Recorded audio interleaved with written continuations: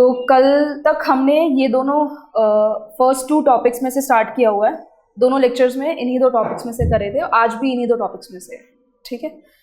सो हम स्टार्ट करते हैं विद फर्स्ट क्वेश्चन। आप साथ साथ ट्राई करना सॉल्व करने का, उसके बाद हम कॉन्सेप्ट समझेंगे।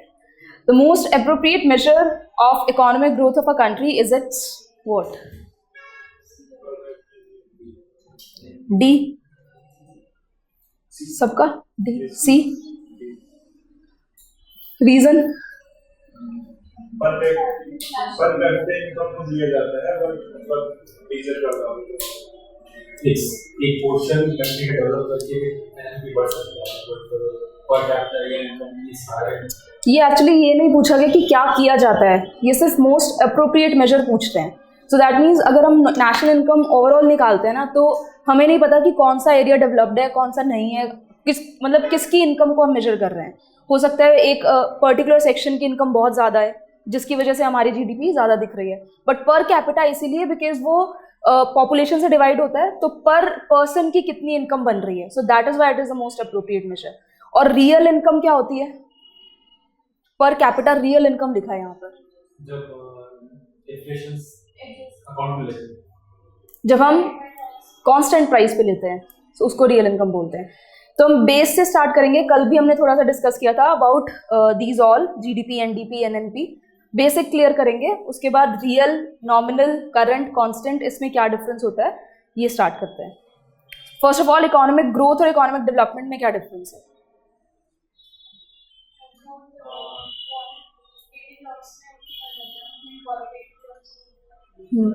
डेवलपमेंट के मतलब ऐसी मतलब लोग मतलब इनकम ना दे दे मतलब उतना सफिशिएंट डेवलपमेंट अपनी डेवलपमेंट हो सकता है। जैसे एजुकेशन फैसिलिटीज सस्ती भी हो सकती हैं और हेल्थ फैसिलिटीज ये सब अगर रहे तो मतलब ग्रोथ के बिना डेवलपमेंट हो सकती है? नहीं, वो नेसेसरी है, बट एक क्रिटिकल लेवल तक ही नेसेसरी है। ग्रोथ ज्यादा हो इसका मतलब ये नहीं डेवलपमेंट होगा ही होगा। ग्रोथ इंक्लूसिव है, देखो हाँ इंक्लूसिव है वो ठीक है। इसका मतलब क्या है? ग्रोथ ये क्वांटिटेटिव टर्म्स में है जो आपने बोला, और development is in qualitative terms. Growth जब हम बोलते हैं तो हम नंबर्स में बात करते हैं कि जीडीपी कितना है, कितनी इनकम है, ओवरऑल नेशनल इनकम काउंट करते हैं, तो हम नंबर्स में बात करते हैं सिर्फ। डेवलपमेंट में जो हम बात कर रहे हैं तो हम लाइव्स ऑफ पीपल के बारे में बात करें कि जो लोग हमारे कंट्री में रह रहे हैं उनकी लाइफ कैसी है, स्टैंडर्ड ऑफ लिविंग कैसा है, ठीक है। तो उनका improvement in the life of the population, that is development. उसमें आप सारे स्किल्स, एजुकेशन, नॉलेज, हर चीज़ आती है, फैसिलिटीज, इंफ्रास्ट्रक्चर, ये सब चीज़ें डेवलपमेंट में आती है। लेकिन जब हम ग्रोथ में बात कर रहे हैं तो ग्रोथ में सिर्फ हम न्यूमेरिकल टर्म्स में बात करें, क्वांटिटेटिव टर्म्स में। अब अगर हमें स्किल्स डेवलप करनी है या एजुकेशन प्रोवाइड करनी है, हॉस्पिटल्स बनाने हैं, हेल्थ प्रोवाइड करनी है, तो उसके लिए भी हमें पैसा तो चाहिए, उस पैसे के लिए ग्रोथ भी चाहिए। तो ग्रोथ के बिना डेवलपमेंट तो अचीव नहीं होगी, ठीक है। So that is why it is inclusive. Okay, so quantitative and qualitative, right? That is the difference between growth and development. Okay, अब हम एक एक करके ये measures, indicators देखेंगे। GDP और GNP में क्या डिफरेंस होता है? कल भी डिस्कस किया था हमने।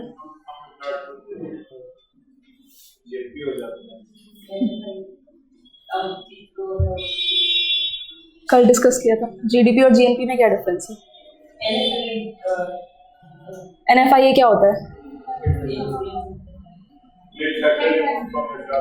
डोमेस्टिक और नेशनल्स, इतना डिफरेंस है। GDP is gross domestic product, this is gross national product.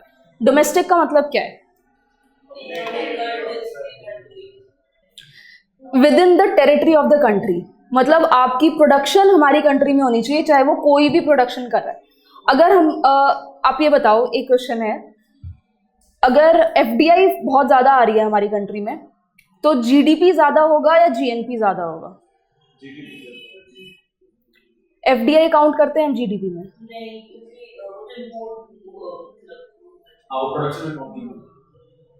FDI count नहीं होगा। क्यों नहीं होगा?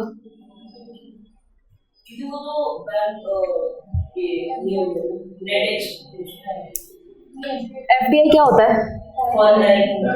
वो तो मुझे पता होता क्या है।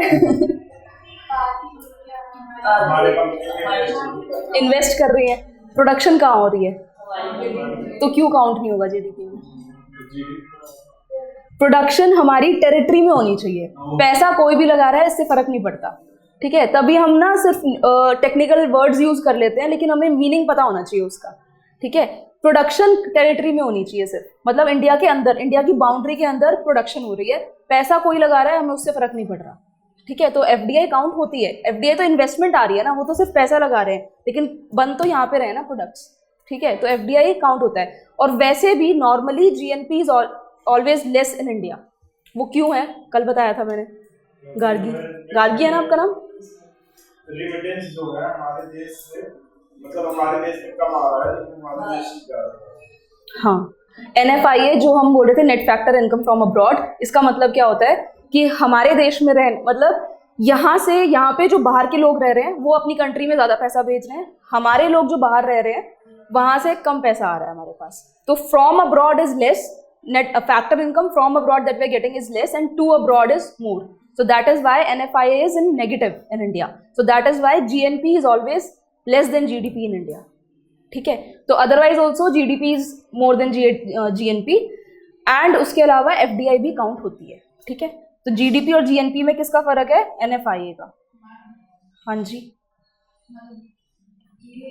कॉन्ट्रडिक्ट करता है कि जैसे रेमिटेंस में हम नंबर 1 है, फिर हमारा कैसे ज्यादा पैसा आ रहा है? यहाँ वो तो ठीक है ना, लेकिन यहाँ से जा ज्यादा रहा है ना, आ तो रहा है, बट एक्सपोर्ट इंपोर्ट की बात नहीं हो रही इसमें। यस, प्रॉफिट्स हो सकते हैं, profit generated by FDI, yes, क्योंकि यहाँ पर रहकर जो बाहर के लोग इन्वेस्ट कर रहे हैं, यहाँ पर प्रोडक्शन हमारी जीडीपी में काउंट हो रही है, बट जो रेमिटेंसेस जो वो प्रॉफिट जनरेट कर रहे हैं अपने इन्वेस्टमेंट से, उनका ज्यादा हो रहा है वो, ठीक है। जो हम, मतलब इसमें आता क्या है, एनएफआई मैंने कल भी बताया था, फ्रॉम अब्रॉड मतलब क्या, कौन सा पैसा आ रहा है हमारे पास?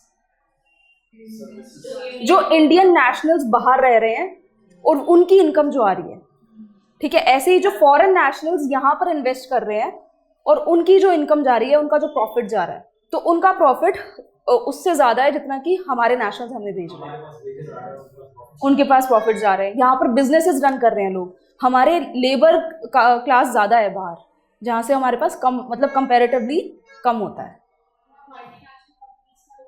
हाँ, मल्टीनेशनल कंपनीज का रोल, उनका प्रॉफिट्स वे मोर देन अस, ठीक है। तो एनएफआईए का डिफरेंस होता है जीडीपी, और जीडीपी एंड एनडीपी में क्या डिफरेंस होता है? डेप्रिसिएशन क्या होता है? Wear and tear of capital goods या मशीनरीज, या वेयर एंड टेयर वही होंगी, ठीक है। तो एनडीपी पता चल गया हमें, जीडीपी पता है हमें। जीएनपी क्या होता है? जो जीएनपी हो गया, ठीक है, net factor income from abroad. NNP क्या होता है? जब हम जीएनपी में से डेप्रिसिएशन माइनस कर देंगे तो एनएनपी आ जाएगा।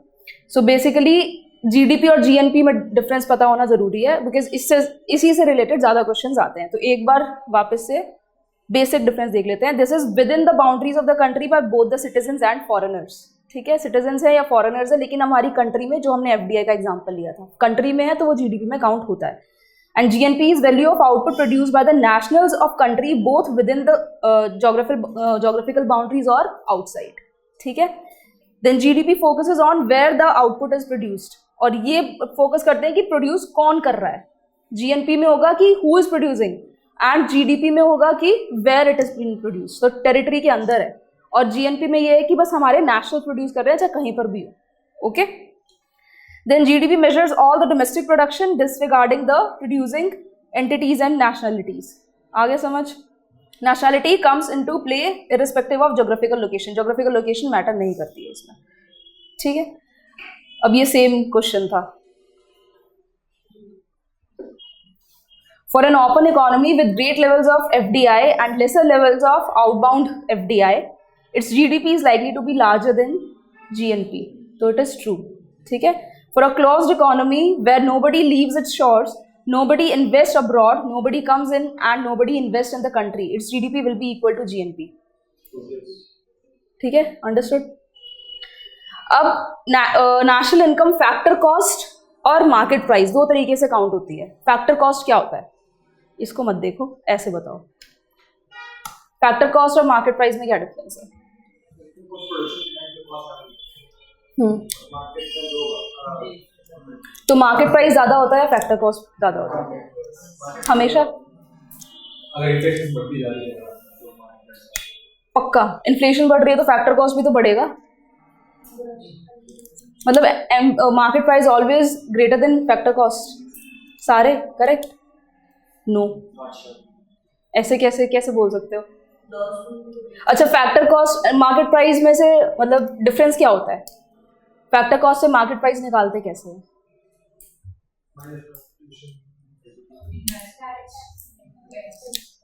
सिर्फ इनडायरेक्ट टैक्स ऐड करते हैं।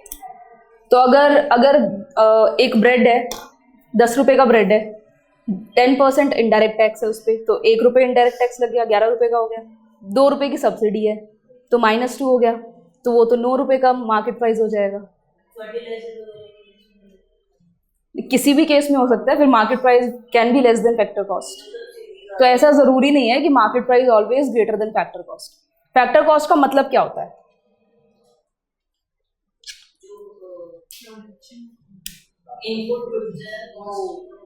हाँ, जो फैक्टर्स ऑफ प्रोडक्शन का जो कॉस्ट आता है उसको फैक्टर कॉस्ट कहते हैं। तो हमने ये ब्रेड बनाना है, हाँ ये बता दिया करो, मुझे ये बार बार एक्सपैंड हो जाता है। हमें ये ब्रेड बनाना है, इसके लिए हमें क्या चाहिए? अगर व्हीट ब्रेड बना रहे हैं तो व्हीट चाहिए, लेबर चाहिए, फैक्ट्री चाहिए, ठीक है। अब लेबर चाहिए तो उसको वेजेस भी देने होंगे, फैक्ट्री है तो उसको रेंट भी देना होगा, मशीनरीज ले रहे हैं तो उसका भी कॉस्ट आएगा, व्हीट खरीद रहे हैं तो उसका भी कॉस्ट आएगा। तो ये सारी चीज जो फैक्टर्स ऑफ प्रोडक्शन पे जो कॉस्ट लगता है उसको फैक्टर कॉस्ट बोलते हैं। अब ये कॉन्सेप्ट होता है फैक्ट्री गेट का। ये जितने भी कॉस्ट हम बता रहे हैं फैक्ट्री गेट के अंदर अंदर है, मतलब फैक्ट्री से बाहर नहीं गया अभी हमारा प्रोडक्ट, ठीक है।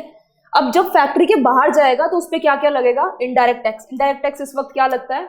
जीएसटी लगता है, ठीक है। जीएसटी लगेगा, फिर अगर सब्सिडीज प्रोवाइड कर रहे हैं तो माइनस सब्सिडीज होंगी, ठीक है। उसके बाद जो प्राइस आएगा वो मार्केट प्राइस होता है, ठीक है।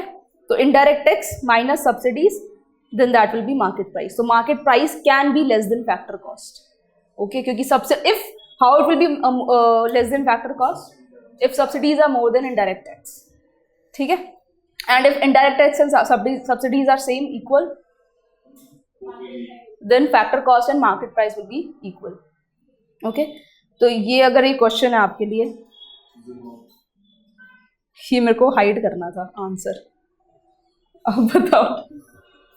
रीड करो क्वेश्चन। वैसे ये आता नहीं है, ये सिर्फ कॉन्सेप्ट क्लैरिटी के लिए है, न्यूमेरिकल।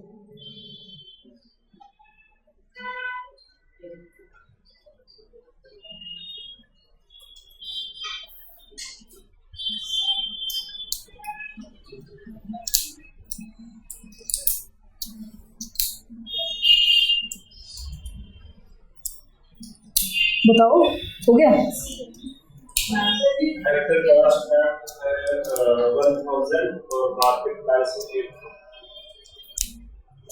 850 तो ऑप्शन में ही नहीं है मार्केट प्राइस।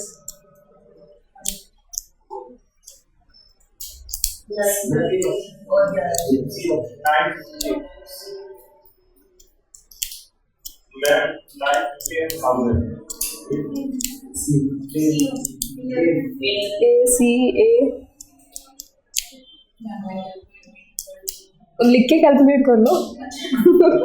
माइंड में क्यों कर रहे हो? अच्छा, विजिबल नहीं है?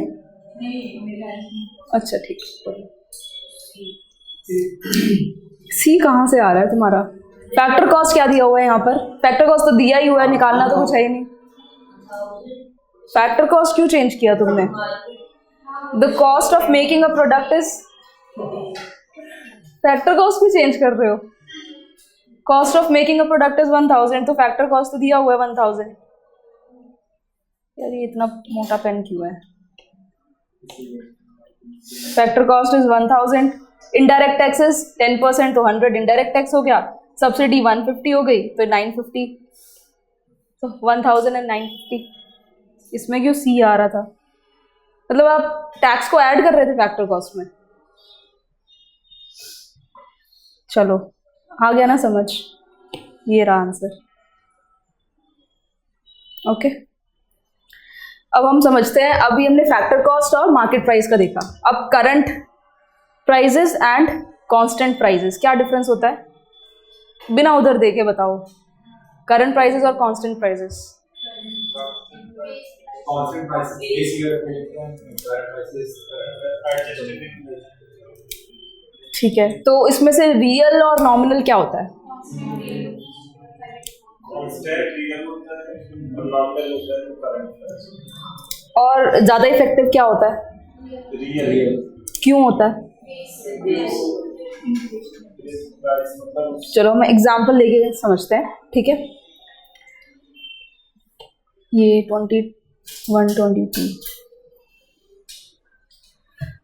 हमने एग्जांपल ले रहे हैं हम कि पूरे साल में एक ही ब्रेड प्रोडक्शन हो रही है, एक ही ब्रेड की, और दो शर्ट्स की प्रोडक्शन हो रही है इंडिया में, ठीक है। तो हमने ये एक ईयर लिया है 2021-22 और एक लिया है 2022-23, ठीक है। तो अब हमने इसमें बेस ईयर लिया है 21-22। बेस ईयर किस कैटेगरीज पे लिया जाता है?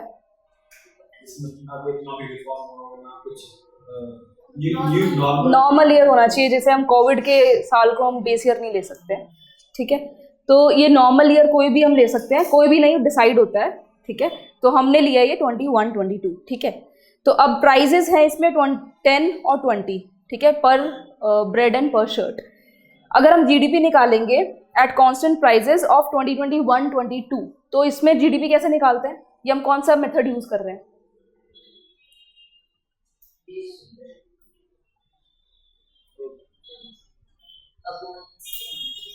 जीडीपी का मतलब होता, डेफिनेशन क्या है जीडीपी की? The value of final goods and services produced. तो वैल्यू कैसे निकालेंगे? प्राइस और क्वांटिटी को मल्टीप्लाई करके, तो प्रोडक्ट मेथड होता है ना वो, ठीक है। तो क्वांटिटी 1 into 10 एंड 2 into 20, तो ऐड करेंगे तो 10 + 40 50 आ गया हमारा जीडीपी, ठीक है। ये हो गया हमारा कांस्टेंट प्राइस ऑफ 2021-22। अब इस साल का अगर हम देखेंगे तो कांस्टेंट प्राइस ही अगर काउंट करेंगे तो क्या होगा? Same quantities with the base year price, तो सेम आएगा, 50 आ जाएगा, ठीक है। करंट ईयर का प्राइस निकाले, अगर करंट के बेसिस पे निकालेंगे तो हम क्या करेंगे? करंट ईयर का प्राइस लेंगे, ठीक है। तो उसमें 15 into 1 and 25 into 2, तो उसमें हमारा जीडीपी आ रहा है 65, ठीक है। अब गलती क्या है हो रही है इसमें? अब इसमें हमें ऐसा लग रहा है कि ग्रोथ हो रही है, जीडीपी ग्रोथ दिख रही है, लेकिन क्वांटिटी तो सेम है, दैट मीन्स प्रोडक्शन तो हुई नहीं, सिर्फ इन्फ्लेशन की वजह से हमारी ग्रोथ दिख रही है, ठीक है। सिमिलरली अगर हम इसको कांस्टेंट प्राइसेस पे निकालते हैं, अब यहाँ पर हमारी प्रोडक्शन चेंज कर रहे हैं, ठीक है। अगर प्रोडक्शन चेंज हो रही है और प्राइसेस सेम है, अगर तब हमारा जीडीपी ग्रोथ दिखाता है तो दैट इज, तब हम बोल सकते हैं that is real GDP growth, है ना। इस वक्त हमारा नॉमिनली था वो, और क्योंकि इन्फ्लेशन की वजह से वो ग्रोथ दिखा रहा है, ठीक है। तो अब यहाँ पे हमने जब एग्जांपल लिया तो यहाँ पे प्रोडक्शन चेंज करी है और प्राइसेस सेम है, और उसके बाद 10 into 20 एंड 4 into 20 करेंगे तो वो 100 आ रहा है, तो there is a way high difference, ठीक है। तो अगर हम कांस्टेंट प्राइसेस 20 और 21 के लेंगे तो यहाँ पर 50 आ रहा है, और अगेन कांस्टेंट प्राइसेस ले रहे हैं प्रोडक्शन इंक्रीज करने के बाद, तो वो 100 आ रहा है। तो यहाँ पर हम बोल सकते हैं कि रियल जीडीपी ग्रोथ हो रही है, ठीक है। ये इसका डिफरेंस क्या हुआ, अब क्या समझ में आया इससे?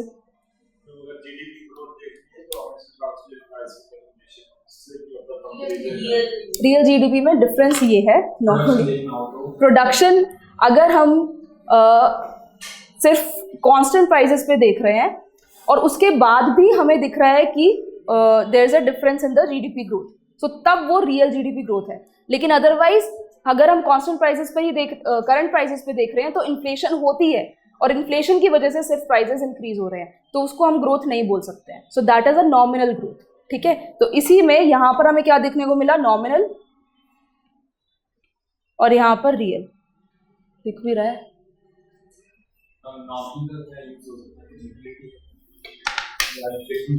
इन्फ्लेशन ही मेजर हो गया उससे, जो डिफरेंस आया नॉमिनल और रियल में वो इन्फ्लेशन है, ठीक है।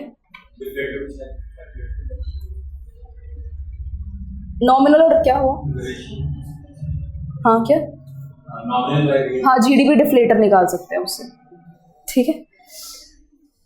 तो ये हमने nominal GDP. So nominal GDP refers to the current year production of final goods and services valued at current year prices. जो इस साल के प्राइसेस हैं, तो ऑब्वियसली वो prices will be higher than the base year price, तो जिसकी वजह से हमें इन्फ्लेशन देखने को मिलती है. If this measure is adjusted for inflation or deflation, that is GDP is calculated at constant prices, it is expressed in real terms or real GDP. ठीक है, उसी को अगर हम बेस ईयर प्राइस के साथ कैलकुलेट करेंगे तो अब हमारा रियल जीडीपी आएगा. ओके, सो ये हमने ऑलरेडी देख लिया है. अब बेस ईयर की जो स्पेसिफिकेशंस चाहिए होती हैं, it is a specific year against which a quantity is measured. वैसे तो नॉर्मली जो भी हम जिससे हम कंपेयर करते हैं उसको बेस ईयर बोलते हैं, बट उसकी जो स्पेसिफिकेशंस चाहिए, so it is allocated a value of 100 in an index. ठीक है, करंट ईयर प्राइजेस उसी को मतलब चेंज करके उनके प्राइस, बेस ईयर के प्राइजेस को हम कांस्टेंट प्राइजेस बोलते हैं. ठीक है, base year is change periodically. जब भी गवर्नमेंट को लगता है कि चेंज करना चाहिए, बिकॉज चेंजेस आते हैं, कोविड के टाइम पर चेंजेस आए तो अब बेस ईयर चेंज होगा. ठीक है, it should be a normal year without large fluctuations in production, trade and prices of commodities in general. Reliable price data होना चाहिए. It should be a recent as possible. Okay, तो इसका answer क्या था, अब बताइए. अब हमने रियल और नॉमिनल देख लिया, तो that means most appropriate measure should be real income. ठीक है, एंड पर कैपिटा इनकम इसलिए बिकॉज ओवरऑल अगर हम मेजर करते हैं तो हमें ये नहीं पता कि कौन से सेक्शन ऑफ द सोसाइटी को इज इम्प्रूविंग. राइट, अगर हम पर कैपिटा मेजर करते हैं तो दैट मीन्स एवरी इंडिविजुअल की बात हो रही है. ठीक है, so the most appropriate measure will be per capita real income. Okay, now next question. The growth rate of per capita income at current prices is higher than that of per capita income at constant prices because the latter takes into account the rate of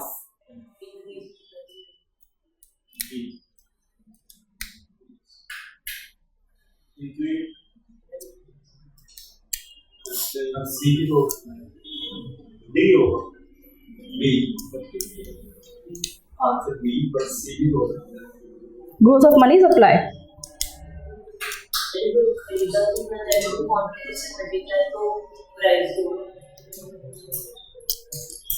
but हम growth of price supply और inflation में process. Inflation तो होगा उससे, लेकिन वो जरूरी देखो, आप फर्स्ट लेक्चर देख कर आना. ठीक है, नहीं डेमो देखा है ना आपने, आप ही बोल रहे थे, तो उसमें क्या बोला था, याद है आपको क्या बोला था मैंने? हाँ, तो इसी के ऊपर टॉपिक था. ग्रोथ ऑफ सप्लाई से इन्फ्लेशन हो सकता है पर होगा नहीं. ठीक है, it can lead to inflation, but हम ऐसे नहीं बोल सकते it will lead to inflation. तो जब आपको इन्फ्लेशन ही दिया हुआ है तो आप ग्रोथ ऑफ मनी सप्लाई क्यों देख रहे हो? ठीक है, आप एक एग्जाम्पल, मतलब जब ग्रोथ ऑफ मनी सप्लाई से इन्फ्लेशन हो सकता है ये आप बोल रहे हो. ठीक है, सो वो उसका आंसर होगा, but inflation is an option, increase in prices. हो सकता है, हाँ ठीक है.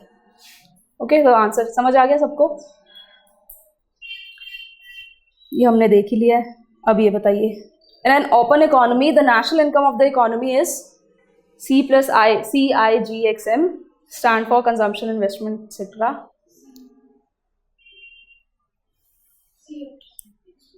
सोच के बोलो.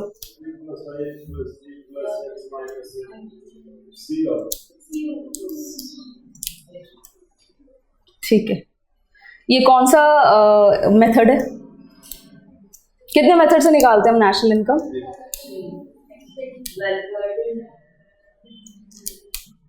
प्रोडक्ट मेथड और वैल्यू एडेड में क्या डिफरेंस है? दोनों में सेम ही बोल दिया आपने.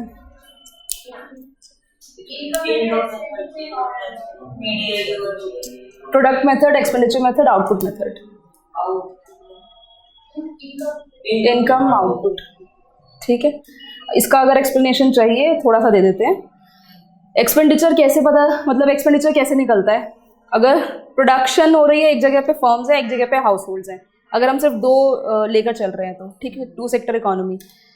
जो फर्म्स को चाहिए फैक्टर ऑफ प्रोडक्शन, वो कहाँ से आ रहे हैं? हाउस होल्ड से आ रहे हैं. लैंड, लेबर, कैपिटल सब हाउस होल्ड दे रहा है. ठीक है, लेबर दे रहे हैं, तो उसके रिजल्ट में फर्म्स क्या दे रहे हैं? वेजेस दे रहे हैं, रेंट दे रहे हैं. ठीक है, प्रॉफिट दे रहे हैं.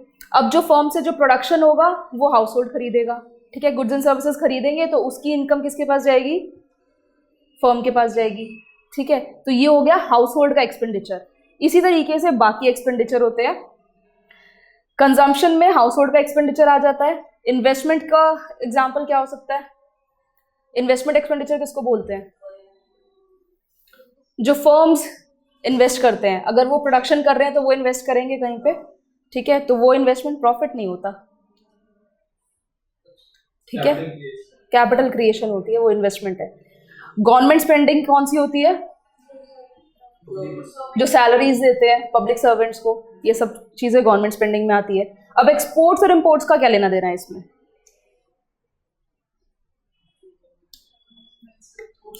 एक्सपोर्ट करते हैं तो हमारे मतलब कंट्री में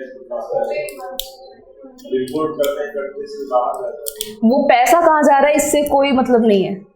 यही स्टार्टिंग में बोला था मैंने, जब हम जीडीपी कैलकुलेट कर रहे हैं या नेशनल इनकम कैलकुलेट कर रहे हैं तो पैसा कहाँ जा रहा है वो मैटर नहीं कर रहा, वो प्रोडक्शन कहाँ हो रही है। जो एक्सपोर्ट हम कर रहे हैं वो प्रोडक्शन यहाँ पर हो रही है, ठीक है, जो हम इम्पोर्ट कर रहे हैं प्रोडक्शन बाहर से हो रही है, तो हम यहाँ पर प्रोडक्शन हो रही है इसलिए हम उसकी वैल्यू हम ऐड कर रहे हैं, ठीक है, एक्सपोर्ट की वैल्यू।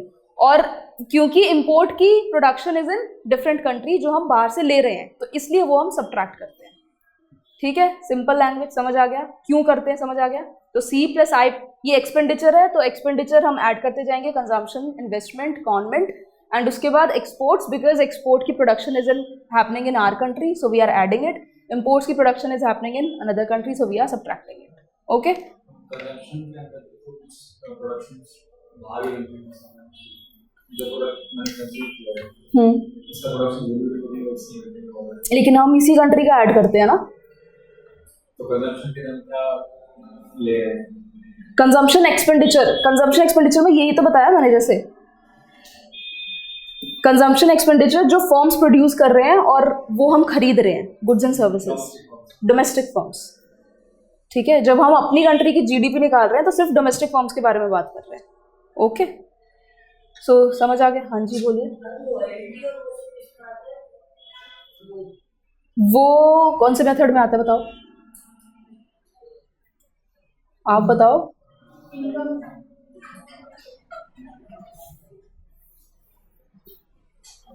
इनकम मेथड में आता है, ठीक है। यहाँ पर सिर्फ एक्सपेंडिचर काउंट करते हैं। एक्सपेंडिचर में जो स्पेंड किया जा रहा है, जो कंज्यूमर स्पेंड कर रहे हैं, जो बिजनेसेस स्पेंड कर रहे हैं वो इन्वेस्टमेंट में आ गया, जो गवर्नमेंट स्पेंड कर रही है वो गवर्नमेंट एक्सपेंडिचर में आ गया, और बाकी एक्सपोर्ट्स एंड इम्पोर्ट्स, ठीक है। All clear? तो इसका आंसर क्या हुआ? सी हो गया। अब थोड़ा सा हम जनरल इंफॉर्मेशन लेते हैं। नेशनल इनकम कैलकुलेट कौन करता है इंडिया में?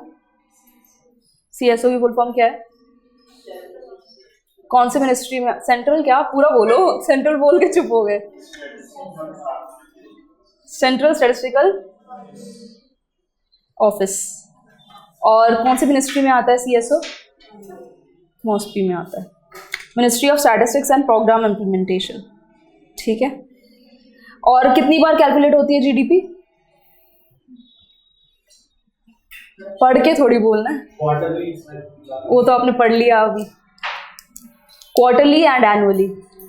और उसका जो वैल्यूज आती हैं वो डेटा कितने टाइम के बाद आता है?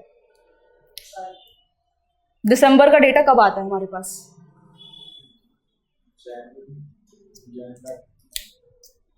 टू मंथ्स के बाद आता है। किसी ने मेरी बजट की क्लास अटेंड की थी? अब आंसर करना। जब हम बजट पढ़ते हैं तो उसमें डेटा दिया होता है, ठीक है। उसमें 20, अच्छा ये बताओ हमारे पास एक्चुअल डेटा इस बार के बजट में कौन से ईयर का था?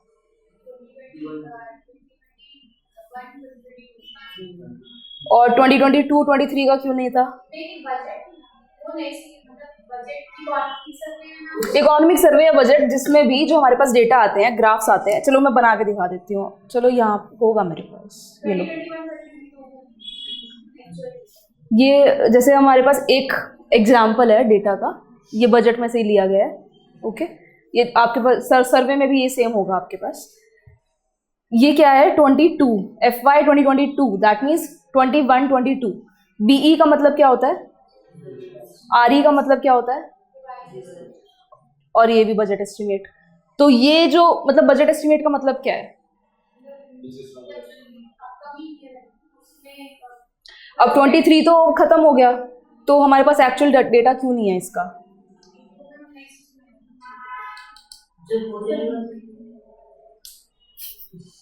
क्योंकि वो मैम जो गैप होता है वो बजट हेड में आ जाता है और जो गैप है हमारे पास फाइनेंशियल मार्च तक हो रहा है। तो हमारे पास दिसंबर क्वार्टर तक का डेटा है, तो 3 क्वार्टर्स का डेटा होता है हमारे पास सिर्फ, ठीक है, जो और दिसंबर का डेटा फरवरी में आता है हमारे पास, ठीक है। तो दैट इज वाई ये जो 2023 का डेटा है वो बजट एस्टिमेट इसीलिए लिखते हैं क्योंकि ये एक्चुअल डेटा नहीं है। एक्चुअल्स का मतलब सिर्फ हमारे पास 21-22 जो प्रीवियस फाइनेंशियल ईयर था सिर्फ उसका डेटा है हमारे पास, जो अभी गया है उसका अब आएगा, ठीक है। रिवाइज एस्टिमेट का मतलब क्या होता है? जो एस्टिमेट लगाया था और जो एक्चुअल हुआ नहीं, 23 का एस्टिमेट हुआ क्या, कैसे आ गया? बजट एस्टिमेट का मतलब है जो अभी तक का 3 क्वार्टर्स का डेटा है। रिवाइज एस्टिमेट का मतलब है जो नेक्स्ट फर्स्ट को 1 क्वार्टर रह चुका है हमारा, जो मार्च में फाइनेंशियल ईयर में कंप्लीट होगा, उसको मिलाकर हम जो सोच रहे हैं कि इतना होना चाहिए।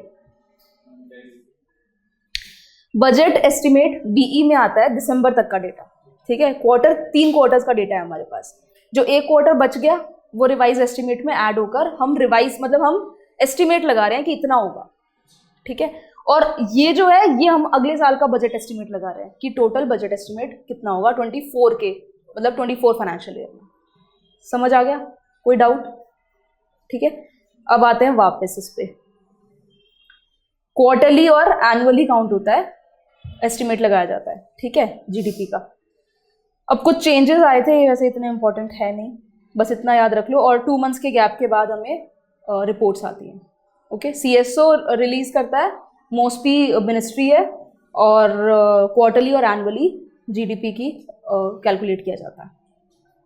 अब ये क्वेश्चन सॉल्व करिए, असर्शन रीजन क्वेश्चन है। तुम सब 23 में अपेयर हो रहे हो प्रीलिम्स में?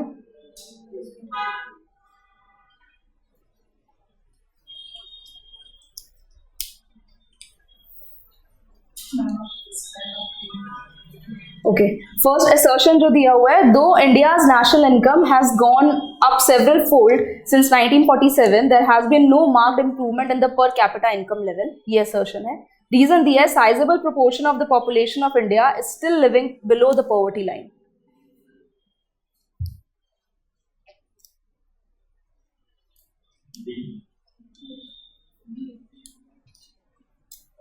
अच्छा, और बताओ।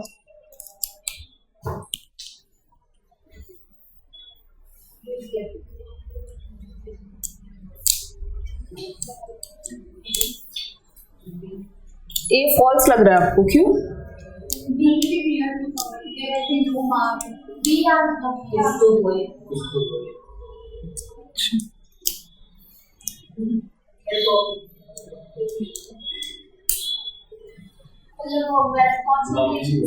मार्क्ड इम्प्रूवमेंट बोला है, नो इम्प्रूवमेंट नहीं बोला, मतलब बहुत अच्छा कुछ इम्प्रूव नहीं हुआ, वो तो सच है।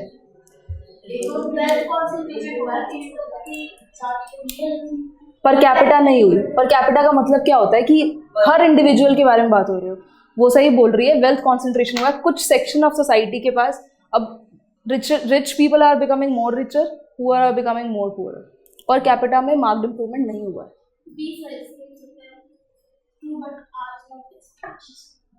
सब बताओ।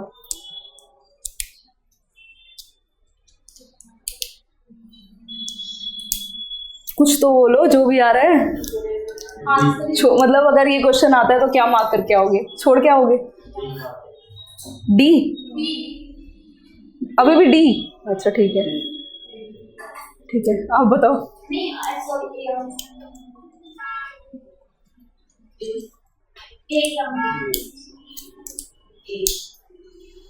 वैसे तो हो सकता है, सी भी हो सकता है, क्योंकि सबने सभी बोल दिया, कोई ए बी सी डी।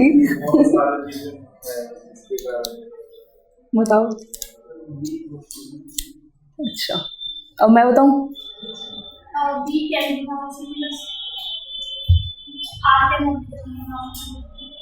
देखो, जो असर्शन है वो तो ट्रू है, क्योंकि नेशनल इनकम तो सेवरल फोल्ड अप हुई है, पर कैपिटा में मार्क्ड इंप्रूवमेंट नहीं आया है, ठीक है। सेक्शन ऑफ सोसाइटी, एक पर्टिकुलर सेक्शन बढ़ता जा रहा है, पर कैपिटा में इंप्रूवमेंट, मार्क्ड इंप्रूवमेंट नहीं है, थोड़ा बहुत इंप्रूवमेंट है. सेकेंड रीजन क्या है, sizable proportion of the population of India is still living below the poverty line. तो ये फॉल्स लग रहा है आपको, ये भी ट्रू है. अब ये इसका रीजन है, ये इसका कॉन्सिक्वेंस है,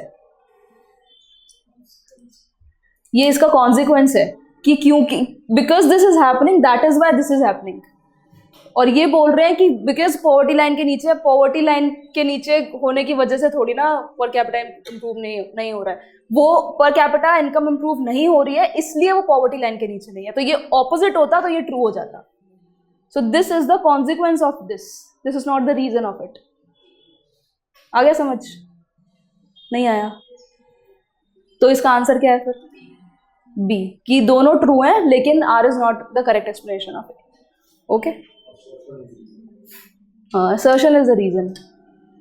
ओके, आ गया ना? कोई कंफ्यूजन? तो सी होगा ना, सी क्यों होगा? आर फॉल्स थोड़ी है.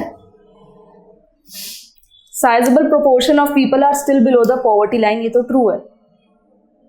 पॉवर्टी लाइन के नीचे अभी भी बहुत लोग हैं, ये सच है. ठीक है, दोनों ट्रू है, ये समझ आ गया? नहीं कंफ्यूजन है आपको? बोलो.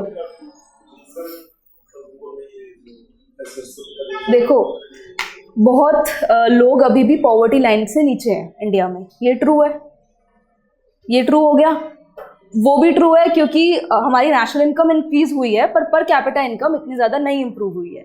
तो दोनों ट्रू हो गए, ये करेक्ट है. अब पर कैपिटा इंप्रूव नहीं हुई है, उसका रीज़न ये तो नहीं हो सकता कि पॉवर्टी लाइन के नीचे लोग रह रहे हैं.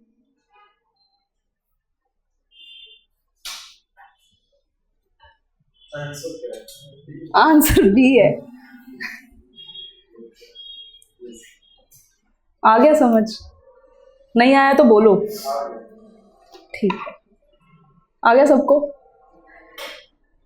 चलो इसका आंसर दो, ट्रू और फॉल्स.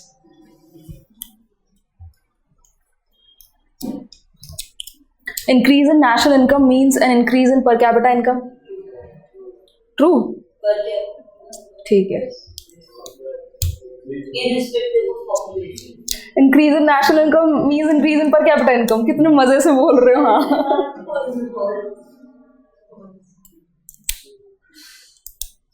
बताओ. हाँ, तो ट्रू कैसे बोला आपने? नेशनल इनकम के बढ़ने का मतलब पर कैपिटा इनकम. पर कैपिटा इनकम कैसे निकालते हैं? अपॉन वो. हाँ, तो जब पर कैपिटा निकलती पॉपुलेशन से है तो उसको रिस्पेक्टिव कैसे कर रहे हो?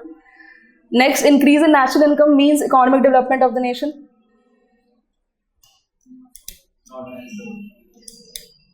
Is national income the precondition for economic development? No?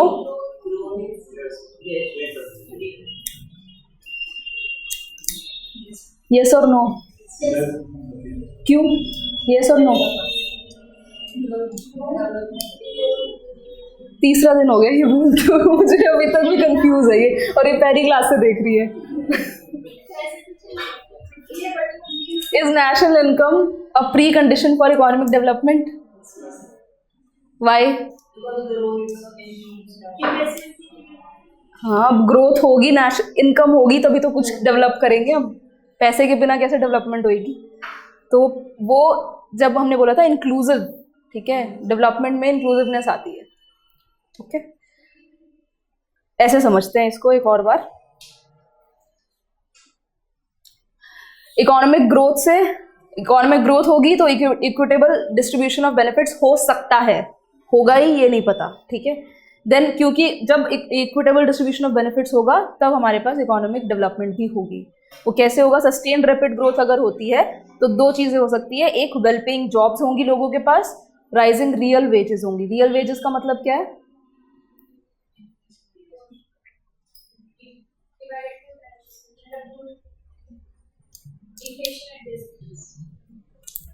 Normal way में बताया करो मुझे.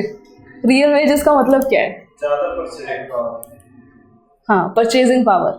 इसका मतलब क्या हुआ कि अगर आज मेरी इनकम 10 रुपये है कल मेरी इनकम 20 रुपये हो जाती है, तो और साथ में आज जो चीज़ 10 रुपये की मिल रही है वही चीज़ 20 रुपये की मिल रही है, तो वो रियल वेज तो हुआ नहीं ना मेरा, तो क्या चेंजेस आए? बस वैसे मेरा वेज इंक्रीज हो गया, लेकिन परचेजिंग पावर तो उतनी ही रही, क्योंकि वो जो चीज़ मुझे खरीदनी थी वो भी 20 रुपये की हो गई, ठीक है। लेकिन अगर मेरी वेज बढ़ रही है लेकिन इन्फ्लेशन नहीं बढ़ रहा है उतना, तब वो रियल वेज होता है, ठीक है। तो इरिस्पेक्टिव ऑफ इन्फ्लेशन, ओके। तो अगर ग्रोथ होगी तो वेल पेइंग जॉब्स होंगी, हो सकती हैं, अगर होती हैं। अगर हमें डेवलपमेंट चाहिए ग्रोथ के थ्रू, तो ये प्रोसेस होता है, अगर ये प्रोसेस हुआ तब डेवलपमेंट आएगी, इसलिए बनाया गया ये फ्लो चार्ट, ठीक है। तो वेल पेइंग जॉब्स अगर आती हैं और रियल वेजेस आती हैं, तो उनसे क्या होगा, ability to purchase essential services, हमारे पास परचेजिंग पावर इंक्रीज हो जाएगी, और ability to access government services, ठीक है।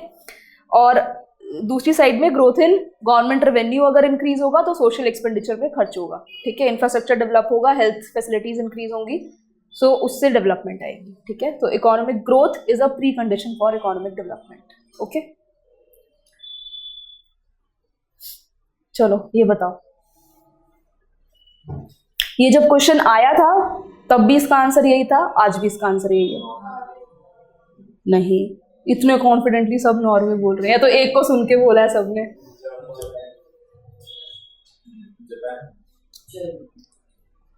जर्मनी, कोई कनाडा भी बोल दो, उसको छोड़ दिया।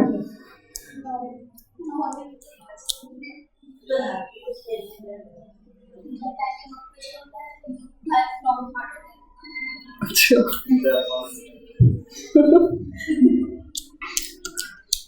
बताओ, एक बताओ। जापान। ये पता क्वेश्चन कब आया था? ये 1998 में आया था, और आज भी इसका आंसर यही है, जापान है इसका आंसर। क्या ओल्डेस्ट पॉपुलेशन भी हाँ ओल्डेस्ट मैन, ओल्डेस्ट पीपल भी जापान में, तो तभी तो बोल रहे हैं लाइफ एक्सपेक्टेंसी ज़्यादा है, ज़्यादा जीते हैं वहाँ के लोग। चलो next question. Persons below the poverty line in India are classified as such based whether they are entitled to a minimum prescribed food basket, they get work for a prescribed minimum number of days in a year, they belong to agricultural labor household and the scheduled caste or tribe social group, their daily wages fall below the prescribed minimum wages.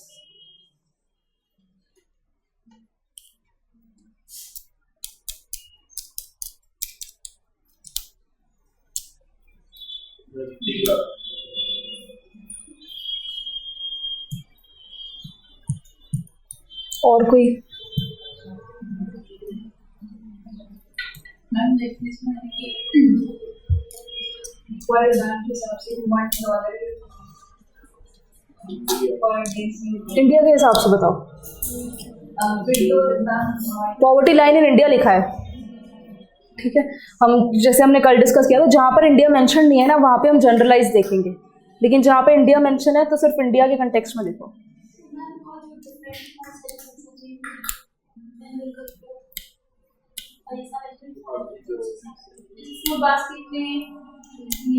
मैं बताऊँ इसका answer क्या है?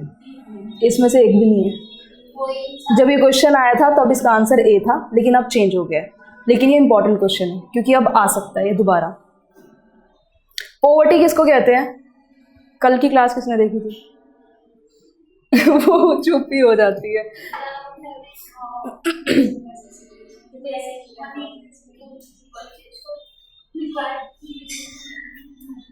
वैसे normal words में हम क्या बोलते हैं? जब पैसा नहीं है हमारे पास तो हम मतलब पॉवर्टी है, लेकिन सिर्फ उसको पॉवर्टी नहीं बोलते हैं। अब मल्टी डायमेंशनल पॉवर्टी देखा जाता है। वर्ल्ड बैंक ने दिया था ये डेफिनेशन कि अगर आपके पास फूड नहीं है, शेल्टर नहीं है, अगर आप एजुकेशन नहीं ले पा रहे हो, आपके पास एक्सेसिबिलिटी नहीं है, हेल्थ फैसिलिटीज़ की एक्सेसिबिलिटी नहीं है, तो भी आप पॉवर्टी में आते हो। सिर्फ पैसे से हम नहीं देखेंगे, ठीक है। तो दैट मीन्स कि गवर्नमेंट को भी कुछ ना कुछ इनिशिएटिव लेना होगा, क्योंकि हेल्थ फैसिलिटी तो वही प्रोवाइड करेंगे, गवर्नमेंट हॉस्पिटल्स, गवर्नमेंट फैसिलिटीज़, जितना भी इंफ्रास्ट्रक्चर है तो वो भी प्रोवाइड करेंगे। तो अगर वो भी नहीं है तो then also we are coming under poverty line, okay. So that is multi dimensional poverty, okay. अब कैसे काउंट किया जाता है? पहले ये होता था कि मिनिमम एक्सपेंडिचर दे दो कि एक बास्केट ऑफ गुड्स बनाएंगे कि क्या क्या चाहिए होता है, फूड, शेल्टर, जो भी क्लोथिंग वगैरह, और उसको उस हिसाब से देखेंगे कि एक दिन में हमें कितनी, एक इंसान को कितने पैसे की ज़रूरत है। तो अगर हमने 50 रुपये में 50 रुपये की ज़रूरत है तो उससे नीचे जिसके पास इनकम है वो पॉवर्टी लाइन के नीचे आ रहा है। ठीक है, तो ये तरीका होता था पहले, लेकिन अब धीरे धीरे करके डिफरेंट कमेटीज आई और उन्होंने डिफरेंट रिपोर्ट्स दी। ओके, सो स्टार्टिंग से करते हैं। So the conventional approach to measuring poverty is to specify a minimum expenditure or income required to purchase a basket of goods and services necessary to satisfy basic human needs. Okay, अब उसके बाद 1979 में वाईके अलग committee आई थी, ये important है, इनसे पूछे जाते हैं क्वेश्चंस। ओके, वाईके अलग कमेटी आई थी जिसने बोला कि 2100 कैलोरीज अर्बन एरिया के लोगों को चाहिए और 2400 कैलोरीज रूरल एरियाज को। ऐसा क्यों है कि रूरल एरियाज को ज़्यादा कैलोरीज की ज़रूरत है? फिजिकल वर्क ज़्यादा होता है क्योंकि, तो कैलोरीज की रिक्वायरमेंट वहाँ ज़्यादा होती है। ठीक है, तो अब वो कैलोरीज बता दी। अब कैलोरीज के बेसिस पर उन्होंने पैसे देखा कि कितना पैसा चाहिए, तो 49.9 पर कैपिटा पर मंथ का उन्होंने एक्सपेंडिचर निकाला था। 1979 में 50 रुपये भी अच्छे होते थे, तो उस टाइम पर 50 रुपीज़ एक तरीके से फॉर 2400 कैलोरीज और 56.64 फॉर 2100 कैलोरीज। अब ये बताओ कि 2100 के लिए 56 क्यों है? महंगाई है। ठीक है, तो कॉमन सेंस है। ठीक है, तो रूरल एरियाज में उस टाइम पर अकॉर्डिंग टू वाईके अलग committee 49.1 was the minimum consumption or poverty line in rural areas and 56.7 was the poverty line expenditure for urban areas. Okay, उसके बाद लकड़वाला कमेटी आई 1993 में। उन्होंने क्या बोला कि सिर्फ कैलोरीज नहीं, हम बाकी चीज़ें भी ऐड करेंगे इसमें।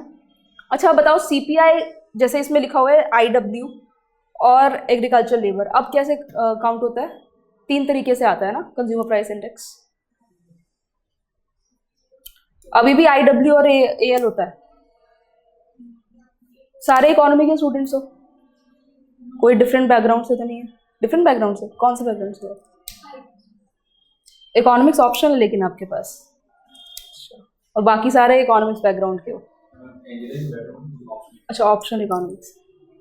अच्छा बताइए, कंज्यूमर प्राइस इंडेक्स अब कैसे निकलता है?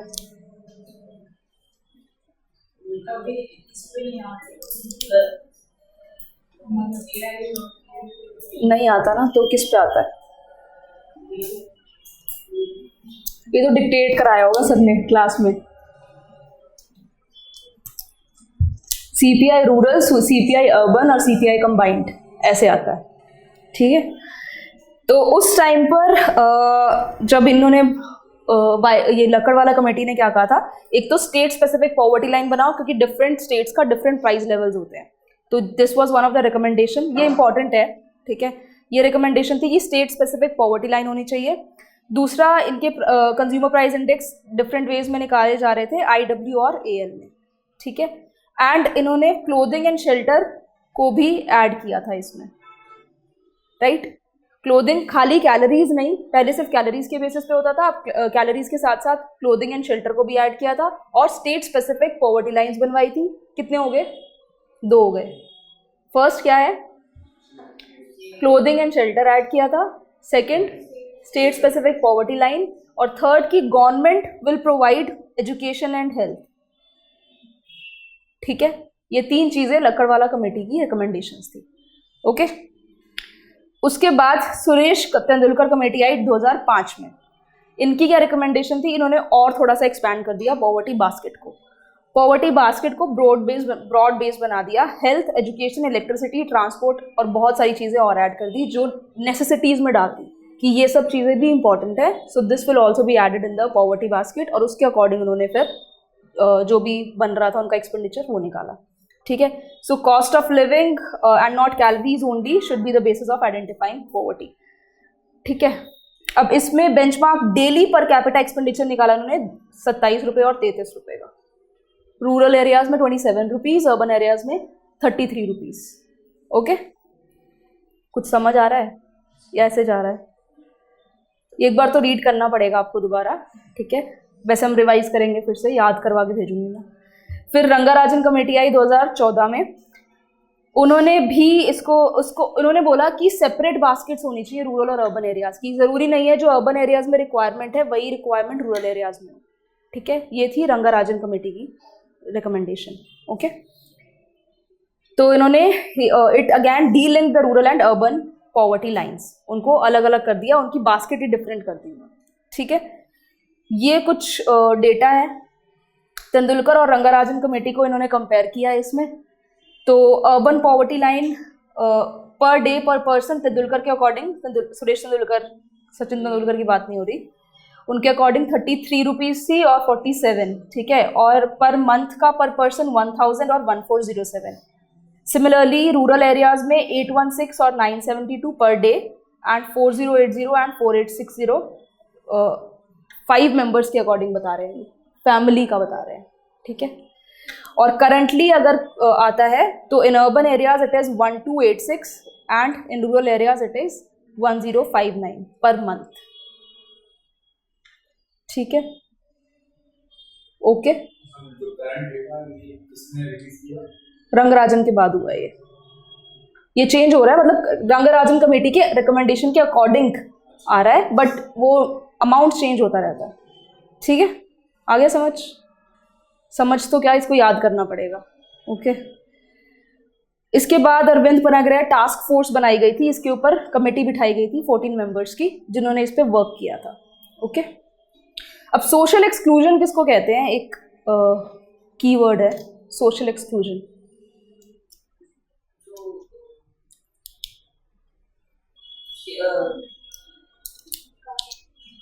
सोशली कोई रिचुअल है और वो जैसे नॉर्मल सोसाइटी में जी पाए, जो एक्सेस है, जो भी अनएक्सेस है, और कोई पर्सन नहीं,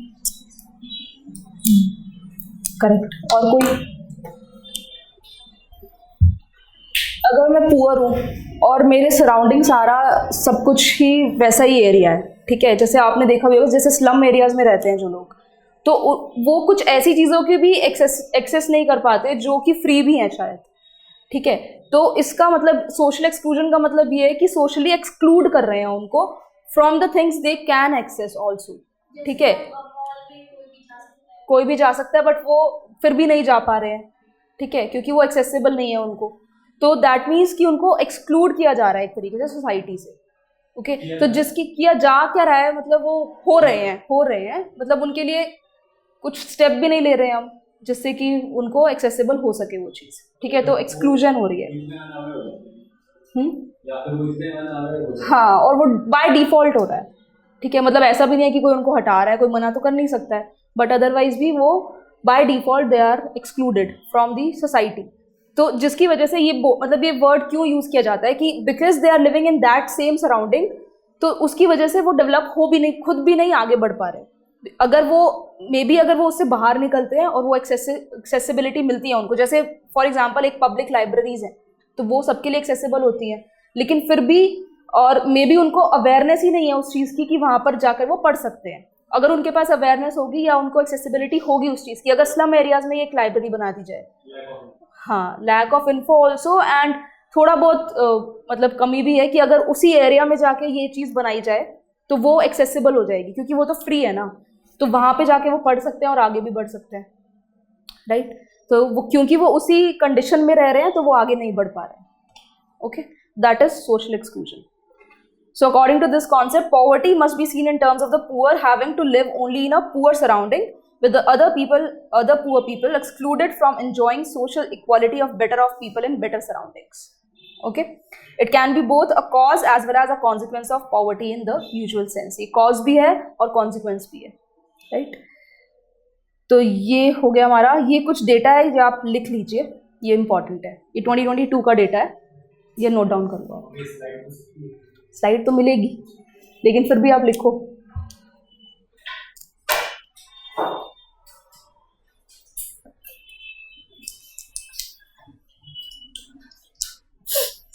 नॉमिनल जीडीपी की टर्म्स में हम 5th रैंक पे हैं इस वक्त, okay. And GDP at PPP किसको बोलते हैं, in terms of purchasing power parity हम 3rd रैंक पे हैं।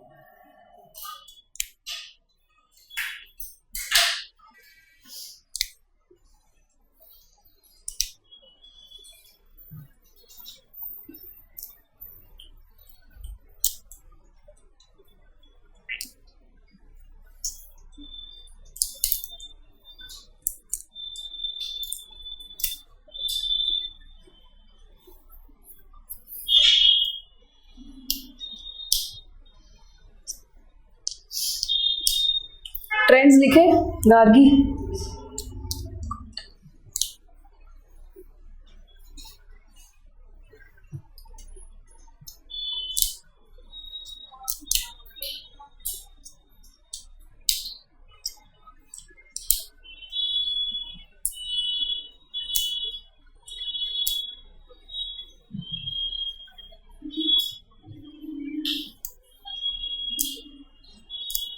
इसमें जो इम्पोर्टेंट है वो है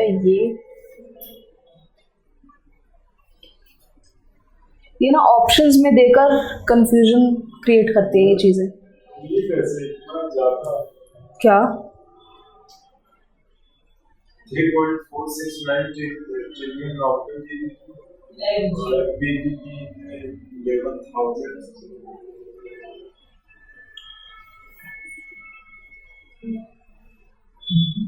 डेटा तो करेक्ट है, मैं एक बार दोबारा चेक कर लूंगी वैसे, लेकिन डेटा तो करेक्ट ही है। और इसमें मतलब क्या है अगर क्या है जीडीपी ट्रिलियन डॉलर्स नहीं, आप ये मत, हो सकता है। हाँ ये मत लिखो आप, मुझे भी गलत लग रहा है। 5 ट्रिलियन तो हमारा ड्रीम था।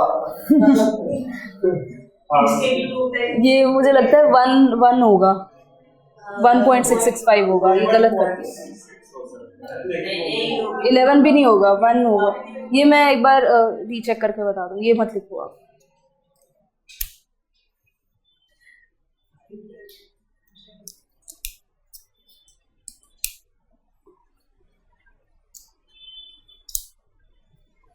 $11,000 तो बिल्कुल भी नहीं हो सकता सही, मुझे दूर से लगा 11 पॉइंट लिखा हुआ। 1 अगर ज्यादा तो होगा 3.46 से ज्यादा होगा पर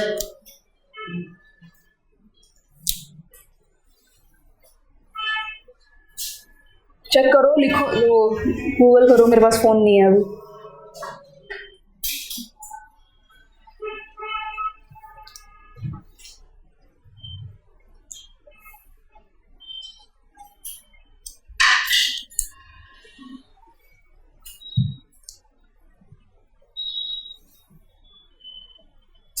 सही हम्म, ये है विकिपीडिया तो ये विकिपीडिया में आ रहा है सही सेम आ रहा है। बट विकिपीडिया में और तो एडिट कोई नहीं, मैंने विकिपीडिया से तो नहीं उठाया था, 11.851 ट्रिलियन। तो 11 पॉइंट होगा ये, हाँ 11 पॉइंट है। 0.85 वो थोड़ा बहुत तो चल जाता है इतना,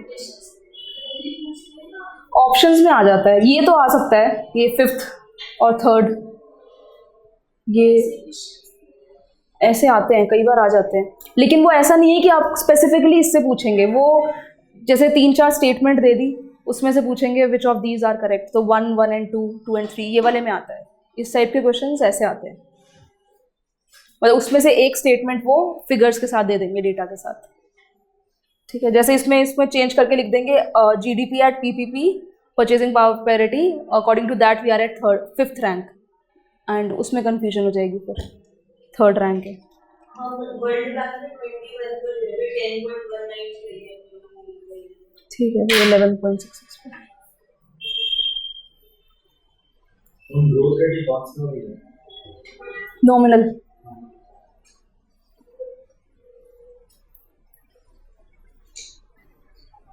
ये लिख लिया, नेक्स्ट पेज निकालो।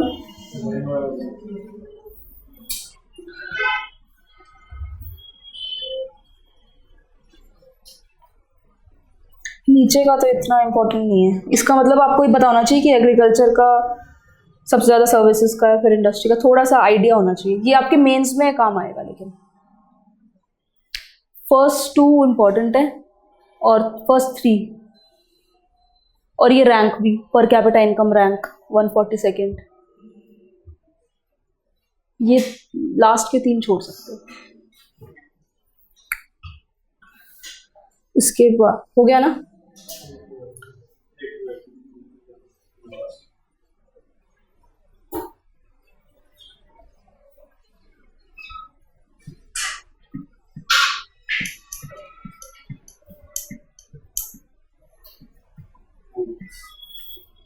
हो गया। इसमें से ह्यूमन डेवलपमेंट इंडेक्स का 132nd आउट ऑफ 191 रैंक, इतना लिख लो। And 4% live in severe poverty.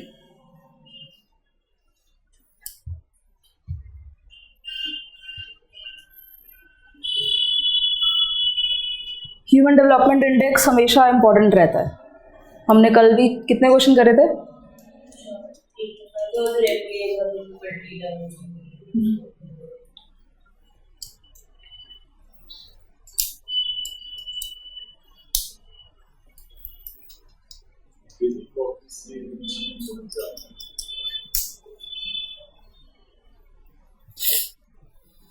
Income inequality तो है ही, बहुत ज़्यादा ही है इंडिया में।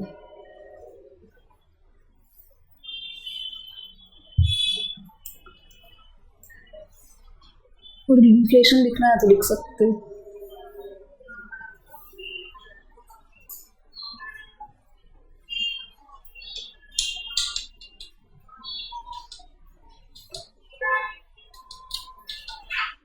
हो गया, डन।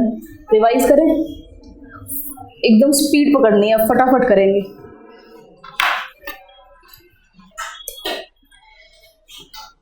ओके, फर्स्ट क्वेश्चन, जल्दी आंसर। रियल का मतलब क्या होता है?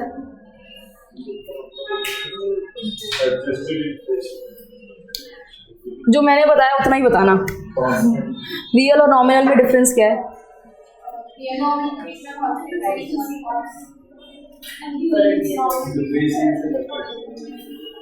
नहीं, कांस्टेंट प्राइस लेट आए थे ना। कांस्टेंट प्राइस पे जब कैलकुलेट करते हैं तो वो कौन सा होता है?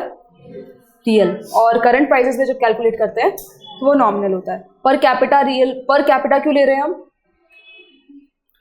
क्योंकि अगर हम ओवरऑल लेंगे तो हमें नहीं पता कि कौन सा section of the society is developing more, but per capita का मतलब एवरी इंडिविजुअल का हमें स्टेटस पता चलता है। So that is why per capita real income is the most appropriate measure of economic growth.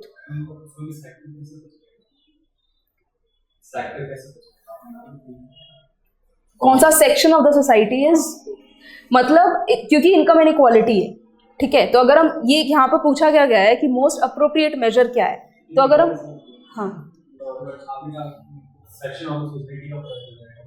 पता चलेगा नहीं, मैं ये बोल रही हूँ कि अगर हम ओवरऑल देखते हैं तो उससे हमें because there is income inequality in India, ठीक है। तो most appropriate measure will be per capita income, because अगर हम नॉर्मल ओवरऑल देखेंगे तो उसमें से हो सकता है कुछ section of the society is working well, उनकी इनकम ज़्यादा है, लेकिन बाकी section of society is very poor, right. तो इसलिए सबसे अच्छा मेजर यही होता है कि आप एवरी इंडिविजुअल का स्टेटस देखते हो और वो हमें पता चलता है बाय पर कैपिटा इनकम। ये बोलना चाहा मैं, समझ आ गया? ओके, अब जीडीपी और जीएनपी में क्या डिफरेंस है? Minus NFIA plus NFIA.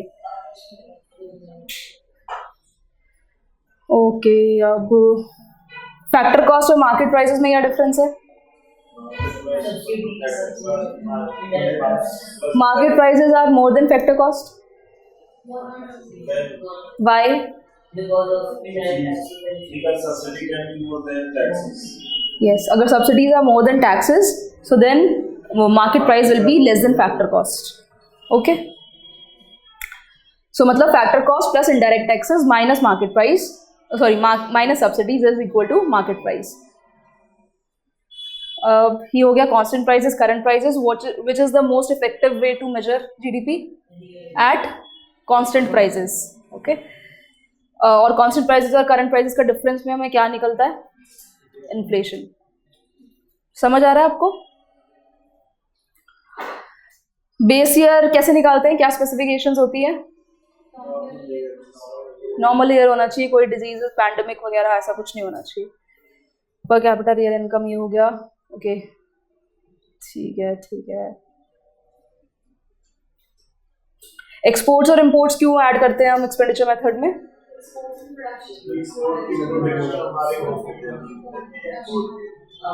क्योंकि प्रोडक्शन कंट्री में हो रही है, within the territory of the country exports की प्रोडक्शन हो रही है, that is why export is added and imports is not added because उनकी production is in foreign country. Then national income कौन निकालता है, मतलब कौन CSO and which ministry? MOSPI. इसका आंसर क्या था? बी आंसर देकर नहीं तो आंसर याद हो गया आपको. Reason is A is the reason and R is the explanation. Is the assertion. The opposite is true. Then national income. मैंने तो रीड नहीं किया, आपने पहले फॉल्स बोल दिया. ठीक है. हाँ, so national income means an increase in per capita income. No. Why? National income means economic development. No. But national income is the precondition for economic development. वो इस तरीके से. ओके. लाइफ एक्सपेक्टेंसी सबसे ज़्यादा कहाँ पर है? जापान में है. देन दे आर, ये तो हो गया आपका पॉवर्टी. ये याद करते हैं फटाफट. वाईके अलग कमेटी ने क्या क्या कंडीशंस थी उनकी? 2100 calories for rural urban areas, 2400 calories for urban areas, and in terms of money 49.1 for rural areas, 56 के around for urban areas. Lakdawala committee क्या रिकमेंडेशंस थी? 3 रिकमेंडेशंस थी. क्या थी? शेल्टर एंड क्लोथिंग, हाँ, state specific poverty line, CPI at IW and CPI at AL, industrial workers and agricultural labourers. ठीक है. Now it is counted with CPI at rural, CPI urban and CPI combined. Okay. Then Suresh Tendulkar committee, broad basket कर दी उन्होंने. Health, education, electricity सब कुछ add कर दिया. और पर डे का पर capital expenditure is 20 per capita expenditure is 27 for a day and 33 for rural areas. ठीक है. हाँ, urban areas, sorry. Rangarajan committee ने क्या बोला था?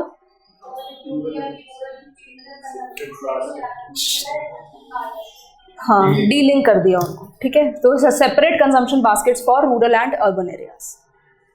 ये सेम चीज हो गई वापस. अरविंद पनगरे कमेटी से सोशल एक्सक्लूजन किसको बोलते हैं?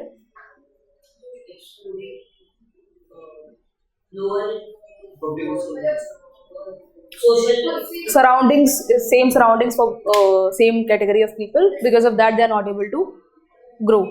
ठीक है. आगे सब समझ, ये सब तो आप लर्न कर लोगे. ठीक है. आज के लिए इतना ही. कल हम स्टार्ट करेंगे विद द नेक्स्ट टॉपिक. हमने ये 2 टॉपिक्स कवर करे हैं अभी सिर्फ. Tomorrow will be starting with economic planning. Okay.